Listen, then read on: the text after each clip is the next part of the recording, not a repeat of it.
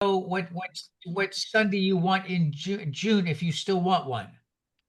Will do. Okay, will do. And if you don't, that's fine, but I'll bug you for sometime else in the summer. But you said you mentioned June's, but I need to know which one. Yes, sir. Get right on it. Because what I'll do is I'll pick the other one, so they'll be stuck with both of us for a month.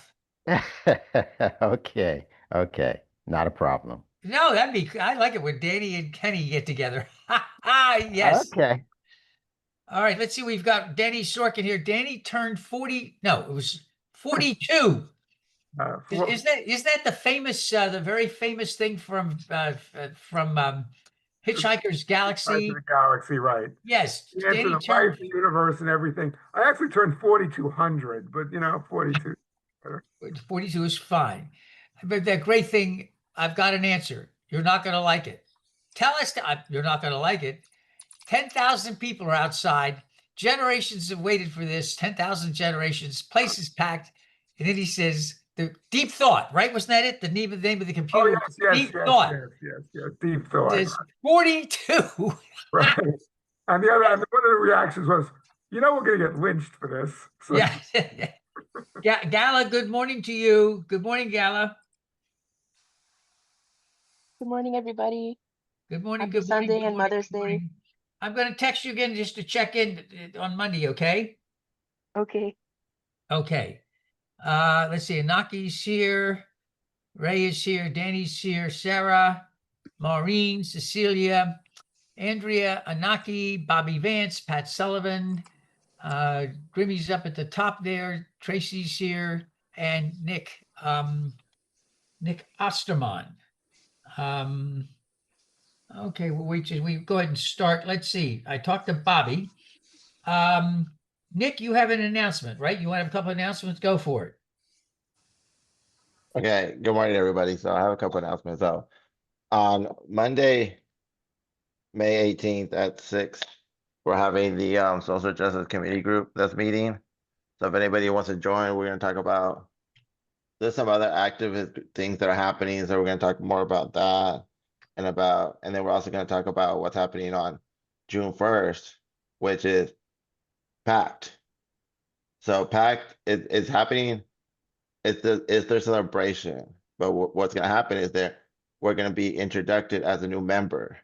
So if anybody can join and represent the church with me as a new member of PACT, which is people acting for a community together, it's going to be on Monday,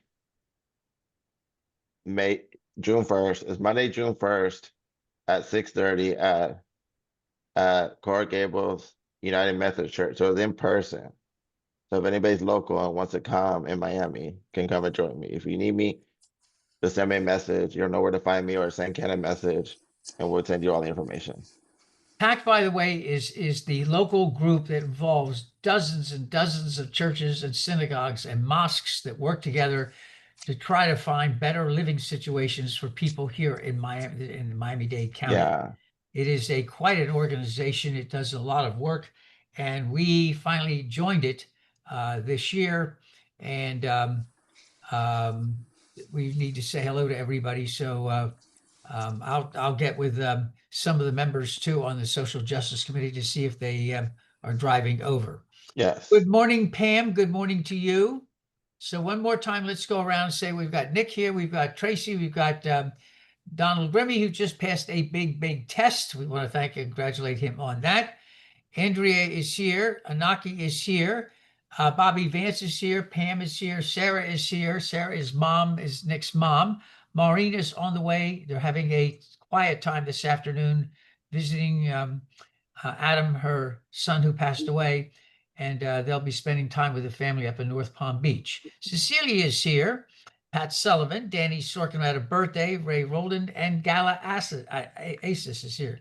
Gala is an oncology nurse and has done an incredible amount of work in oncology and people. Very, very quickly, I want to remind everybody that Andrea continues to be with us voluntarily to help out on Sunday. Besa has found her calling. She found that she loves pediatrics, and she's doing a chaplaincy. She's finished 3 modules in chaplaincy. She's now starting the 4th, and she's found her life with pediatrics. It's been a big revelation to her, and we're happy for her for that as she continues her studies. Michelle, as you know, is working full-time, exhaustingly so, at a hospice, in Chicagoland, and she's got quite a large area she has to cover, just her by herself. So everybody has been very busy. Pat Kincaid joins us this morning as well. One more thing before we start. I want to thank the board again for agreeing to call others to help out in working professionally with All Souls. I continually to be amazed at how ignorant I am, how much I do not know, and how much, and here's the key phrase, unintentionally. I get locked into my own time when I was in school and what I like to read and what I like to listen to. With Andrea and Tracie and Michelle, I get exposed to areas of thought I think I keep thinking, where have I been? And a classic example is what Tracie has for us this morning. It is a very long call to worship, but it is one of the most sensitive and kind, and saying it the way it is, calls to worship for this day that I've ever run across. So I want to thank all of you for letting us call others so we can really, really expand what we know, what we listen to, and how we think. And so, Tracie, that was just brilliant. I thought I had some good stuff, but this is really, really, really good. And Andrea is putting together a folio of calls to worship and opening prayers and things so that we can have these to work on. So they're just not one, that's it, you see them, but so the rest of us can work on them and see what what we've been using in the last couple of years. So again, a big thank you. We want a light. I knew I was missing something. Shady Acres. Hold on.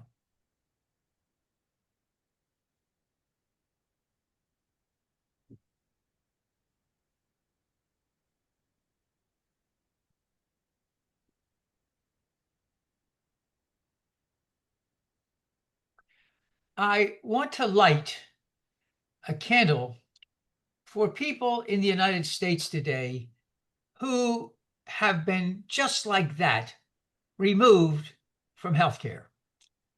Roughly 8 million people had their subsidies for Obamacare just wiped off the map. And when I went to the store, to the pharmacy the other day to get some drops for my eyes and realized I had to pay, the pharmacist said, that's because last year the price was X. This is how much the company jumped the prices this year, and that's why you have a copay. And I said, how much did it jump? I said, what do you do if you don't have insurance? And she said, that's the problem, Kenneth. People are going blind. People are getting sick. 8 million people. This is, watch your language. This is beyond anything that you and I can think of in terms of adjectives. We light a candle for our people, kind, good, solid people who have done nothing wrong except get sick. And that's not wrong. It happens. It happens. And just like that, they lost their health care. By the way, the amount of money we've spent in Iran could pay for that health care and everybody else's health care for the entire United States. I'll stop. For sick people who've lost their health care, we keep them close. We keep them close. Our introit, I hope, by the Dixie Chicks. I would like you to take some time and read slowly with me this excellent call to worship, which is so compassionate and understanding. Let us read this slowly together. In religious community, we share our joys and our triumphs, our sorrows and our broken places. In this circle of care, we make space for the complexity of life, the myriad experiences that bless and break our hearts. The truth of human experience dictates that on any given day, we each come to the table with hearts in different places. It is especially so on this day, invented to honor women who nurture. In this circle of care, we honor the truth that mothering is not and never will be quantified in one single descriptor. Mothering can be elusive or infuriating, fulfilling or confusing, commonplace or triumphant. It exists in the everyday experiences of each person. There is no human being that is not connected to or disconnected from a mother. And so we honor the complexity of experience, writ large in flowered platitudes, but here in this space laid bare, honoring the truth in each of our hearts. There is room for all in this circle. If you have carried a child or children, whether or not they come to be born, we see you. If you have fervently wished to do so, and circumstances of fate made it impossible, we see you. If you love children we cannot see, whether because of death or estrangement, we see you. If you never wanted to be a mother, we see you. If you're happy to mother other people's children as an educator, an auntie, or a foster parent, we see you. If your mother hurt you physically or emotionally, we see you. If you had no mother at all, we see you. If your mother is or was your best friend, we see you.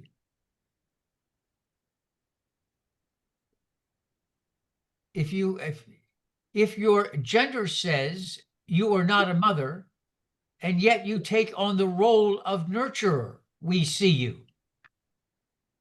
If you wonder whether your mothering has been enough, we see you.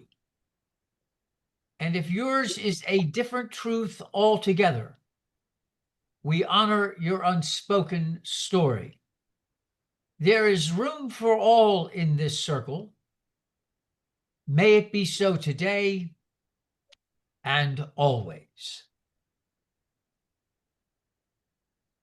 For those of you who would wish, if you would read with me a morning prayer. Spirit of life and love, we come today with hearts holding many feelings: happiness, heartbreak, fear, peace, worry, confidence. Today, in this time together, may we find connection. May we find community. For this brief time, may our joys and our sorrows be held together. May we find the beauty in the broken glass. May we find strength in one another.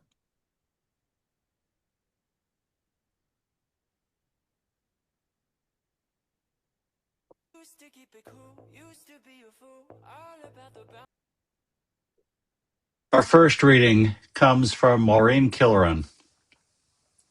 Let us tell the stories of mothers, stories that could be true. Let us tell of warm mothers, soft and round, likely to be found with flour on their nose, always ready to pour you a glass of milk to go with the cookies. These mothers are increasingly rare. Let us tell of mothers who are like bubbles of champagne. They surprise your senses, leave you giddy, but when you least expect it, they erupt with an unexpected pop. Stories that could be true. Then there are grouchy mothers, stressed mothers, exhausted mothers, their faces lined with worry and spirits tired and gray. Other mothers are wise and reliable, not prone to many words or a lot of noise, but you know that when you need them, they'll be there. Let us tell of fierce mothers, the ones who will love you even when you're wrong. Let us tell also of absent mothers, whose memory shimmers at the edges of your heart. Let us tell of the distant mothers, the cruel mothers, the loving mothers, the giving mothers. There are walk away mothers, save the world mothers, too busy mothers. Mothers you cry because you lost them, mothers who make you cry because you can't.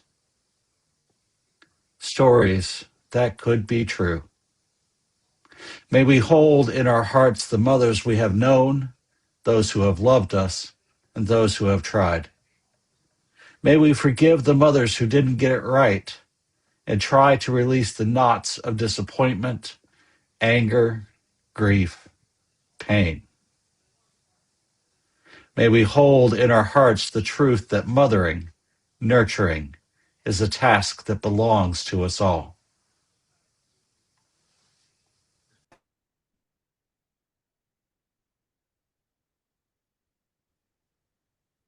I'll read the leader part, and Andrea will lead us in the green and ask you to join us in the green. In this sacred place, we need not be alone. We seek a listening ear, a warm heart, open arms. In this sacred place, we join together against the waves of negativity and oppression in our world. We are a community of individual beings living our own lives, yet coming together now and then in joyous celebration of spirit and one another. Our differences do not divide us. Rather, they are a source of interest and discovery. We need not think alike to love alike. Here, joys are shared and sorrows comforted. We are seen and heard and believed. My compassion overflows. Our hearts reach for others. We are a gathering of like-hearted people. And here are our hearts filled. We hear the wisdom and counsel of our ministers and that of one another. We have much to learn from each other, and so many different colors of truth and ways and methods. In this sacred place, may we find what our spirits desire and what our spirits need. May we be grounded in love and sharing. In this sacred place, may we find acceptance and consideration. May our actions and words echo what we learn here.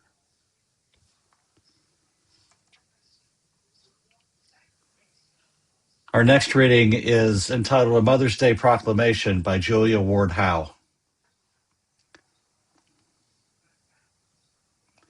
Arise, all women who have hearts. Whether your baptism be that of water or of tears, say firmly, we will not have great questions decided by irrelevant agencies. Our husbands shall not come to us reeking with carnage for caresses and applause. Our sons shall not be taken from us to unlearn all that we have been able to teach them of charity, mercy, and patience. We women of one country will be too tender to those of another country to allow our sons to be trained to injure theirs. From the bosom of the devastated earth, a voice goes up with our own. It says, disarm, disarm. The sword is not the balance of justice. Blood does not wipe out dishonor, nor violence indicate possession. As men have often forsaken the plow and the anvil at the summons of war, let women now leave all that may be left of home for a great and earnest day of council. Let them meet first as women to bewail and commemorate the dead. Let them then solemnly take counsel with each other as to the means whereby the great human family can live in peace, each learning after his own time the sacred impress not of Caesar, but of God. In the name of womanhood and of humanity, I earnestly ask that a general congress of women without limit of nationality may be appointed and held at some place,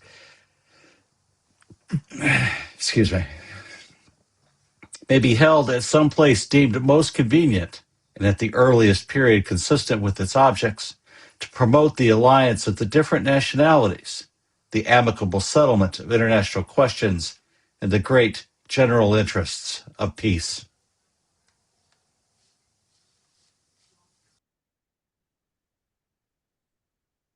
For many mothers, today is a day of happiness and celebration. Perhaps you got breakfast in bed, or you have family coming over in a few hours with flowers and cards and gifts. Perhaps you have a quiet day planned, maybe with a phone call later. As we heard in our reading today, for many people, this day is complicated. Perhaps today is complicated because you won't be seeing your mother today. Perhaps you've already buried your mother. Perhaps her body is here, but not her mind. Perhaps her body and mind are here, but her version of love is cruel. And so for your own mental health and stability, it's easier to assume her dead. Perhaps today is complicated because your own relationship around motherhood is hard. Perhaps you've lost children before hearing their first cries. Hello. Perhaps you've known I know. that you never wanted to be a parent. But perhaps today still stings a bit. People that are actually going to have a funeral on Mother's Day. I'm like, that's even more sucky. Can we mute her? There we go. Perhaps you've been in that tricky situation where you've stepped in and stepped up to be a mother, only to realize that step-parents don't often get visitation rights after a divorce or breakup. Perhaps you've already buried your children, a fate no parent should have. Our other reading today was by Julia Ward Howe, a Unitarian who is credited with writing the Battle Hymn of the Republic, a song that became the Union rallying cry during the Civil War. She's also credited to starting a different type of Mother's Day, one with the apostrophe on the other side of the S. Heather Cox Richardson says that this Mother's Day started when, quote, the sheer enormity of the death caused by the Civil War and the Franco-Prussian War convinced writer and reformer Julia Ward Howe that women must take control of politics from the men who had permitted such carnage. Mother's Day was not designed to encourage people to be nice to their mothers. It was part of women's effort to gain power to change society. What we heard in our reading was the second half of her Mother's Day proclamation, and I want to share the whole thing now. Two things to note. Unitarianism was still a Christian denomination at this time, and these words are obviously gendered, being a product of that time. Here now is the original Mother's Peace Day proclamation. Again, in the sight of the Christian world, have the skill and power of two great nations exhausted themselves in mutual murder. Again, have the sacred questions of international justice been committed to the fatal mediation of military weapons.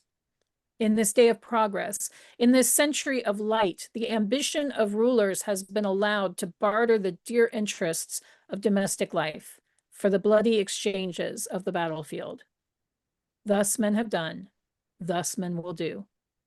But women need no longer be made a party to proceedings which fill the globe with grief and horror. Despite the assumptions of physical force, the mother has a sacred and commanding word to say to the sons who owe their life to her suffering. That word should now be heard and answered to as never before. Arise then, Christian women of this day. Arise, all women who have hearts, whether your baptism be that of water or of tears. Say firmly, we will not have great questions decided by irrelevant agencies. Our husbands shall not come to us reeking with carnage for caresses and applause. Our sons shall not be taken from us to unlearn all that we have been able to teach them of charity, mercy, and patience. We, women of one country, will be too tender of those of another country to allow our sons to be trained to injure theirs. From the bosom of the devastated earth, a voice goes up with our own. It says, disarm, disarm. The sword of murder is not the balance of justice. Blood does not wipe out dishonor, nor violence vindicate possession. As men who have often forsaken the plow and the anvil at the summons of war, let women now leave all that may be left of home for a great and earnest day of council. Let them meet first as women to bewail and commemorate the dead. Let them then solemnly take counsel with each other as to the means whereby the great human family can live in peace, man as the brother of man, each bearing after his own kind the sacred impress, not of Caesar, but of God. In the name of womanhood and of humanity, I earnestly ask that a general Congress of women, without limit of nationality, may be appointed and held at some place deemed most convenient and at the earliest period consistent with its objects, to promote the alliance of the different nationalities, the amicable settlement of international questions, the great and general interests of peace. That was written in 1870, well over 150 years ago. And now here we are in 2026 with wars and destruction around us, with mothers across the globe burying their children due to our government's actions of a war that is not yet a war, but sure feels like one.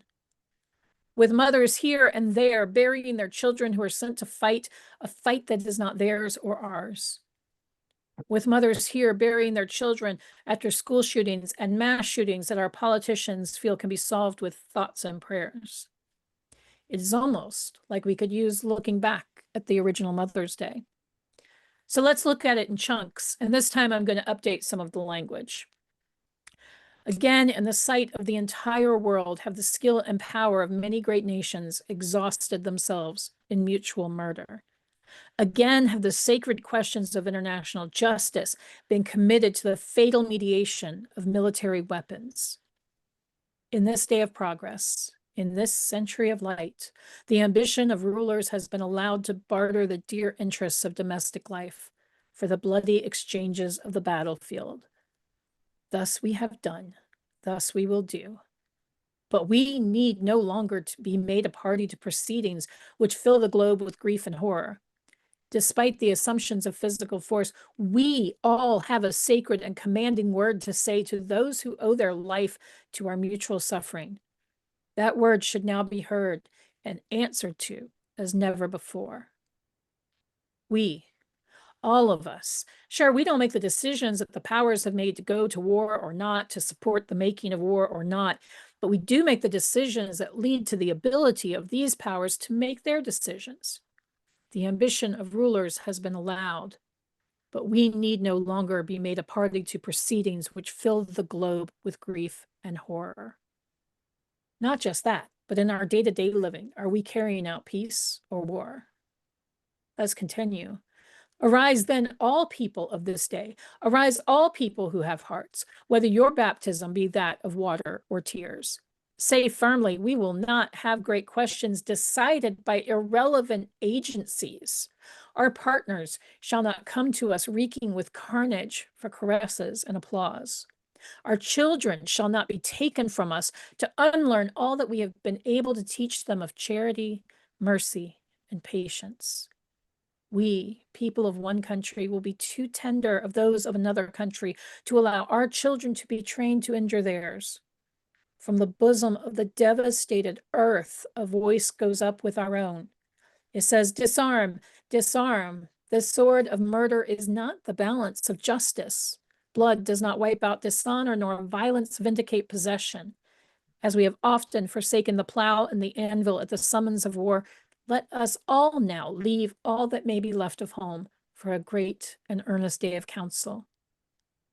We will be too tender to allow our children to be trained to injure those of another country. It will take all of us saying no more to make this stop. Let us meet first as grieving humans to bewail and commemorate the dead. Let us then solemnly take counsel with each other as to the means whereby the great human family can live in peace, one as the sibling of another, each bearing after their own kind the sacred impress, not of government, but of the mystery that ties us all together.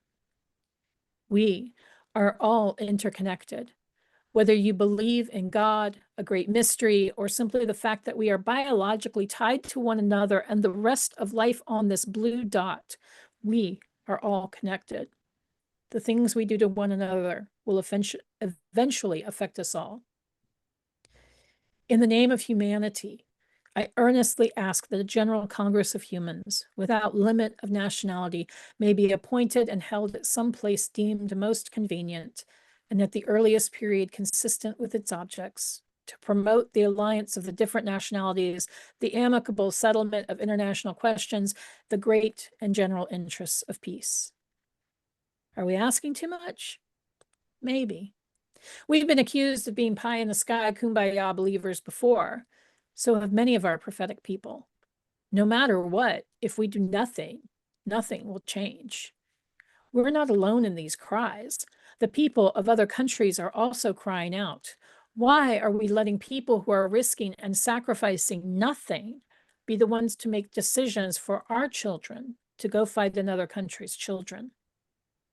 What if, on this Mother's Day, we commit to seeing every person as inherently beloved by the divine, and then treat them as such? What if on this Mother's Day, we say to our leaders, no more war in our name? What if on this Mother's Day, we start a revolution and help make the next Mother's Day be one filled with love? Friends, could we attempt to make change by making sure our voices are heard, the voices of our neighbors are heard, and the voices of those who are often not heard? Could we work for peace in big and small ways in our communities and beyond? Could we join Julia Ward Howe in saying, disarm, disarm, the sword of murder is not the balance of justice? I call on each of you here and those who will see this later. Arise then, all people of this day. Arise, all people who have hearts. Whether your baptism be that of water or of tears, say firmly, we will not have great questions decided by irrelevant agencies. We have work to do. Let's get to it. Happy Mother's Day. Let us birth world peace this year. Amen. Ashe, blessed be. May it be so, and may we be the ones to make it so.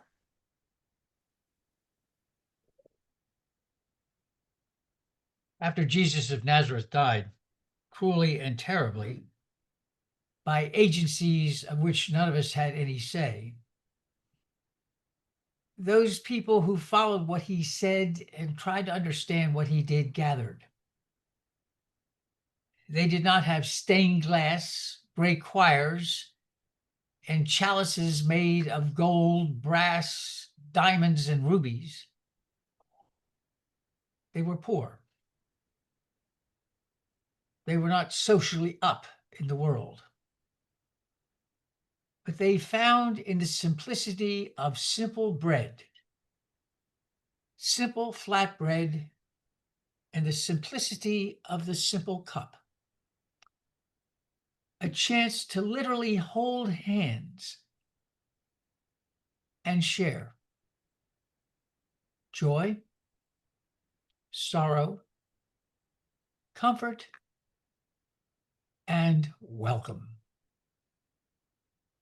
I ask you today and every time we gather to also symbolically hold hands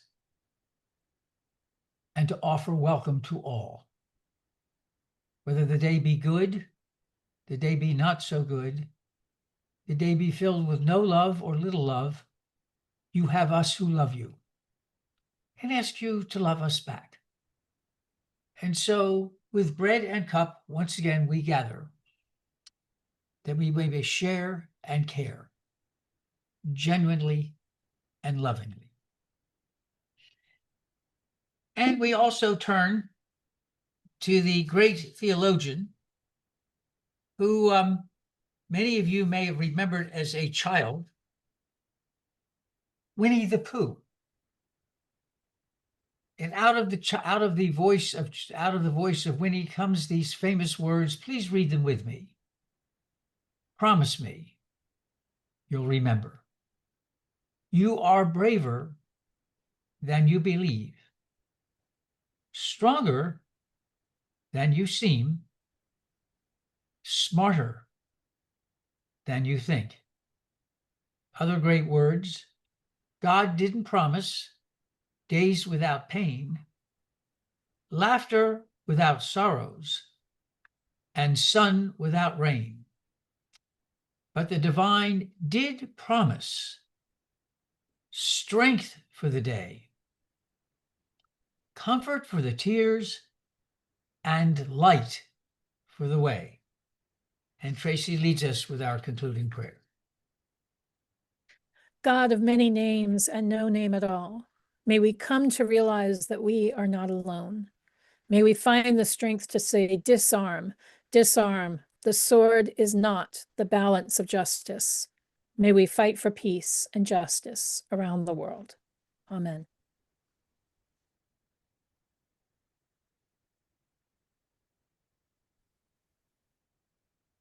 Before the final blessing, for those of you who have never seen K-pop Demon Hunters, the demons are great-looking dudes. The whole music is fabulous until you see these lines in their faces that my students had to explain to me, those are bad people. And they want to take all the good from all these innocent people.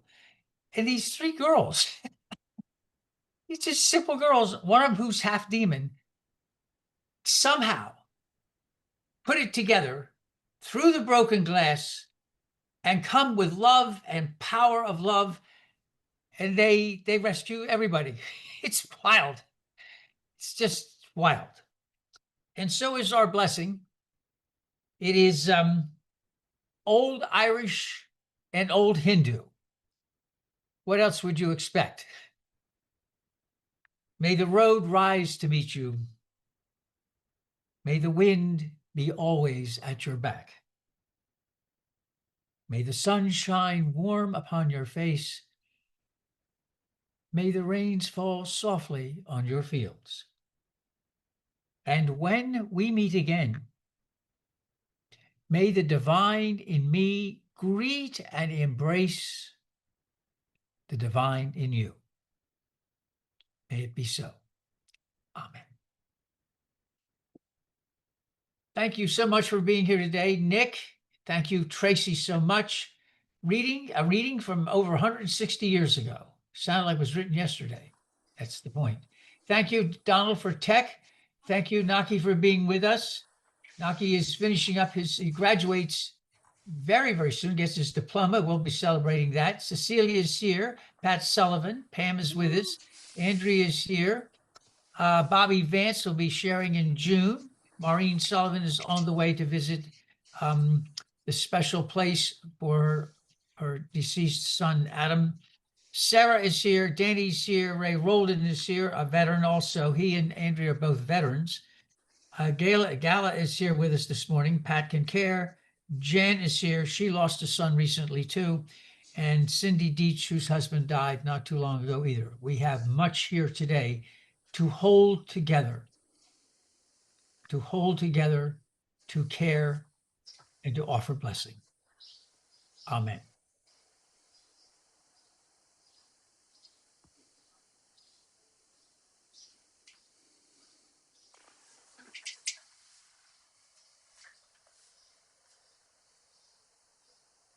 Yeah, just left like that. Bye.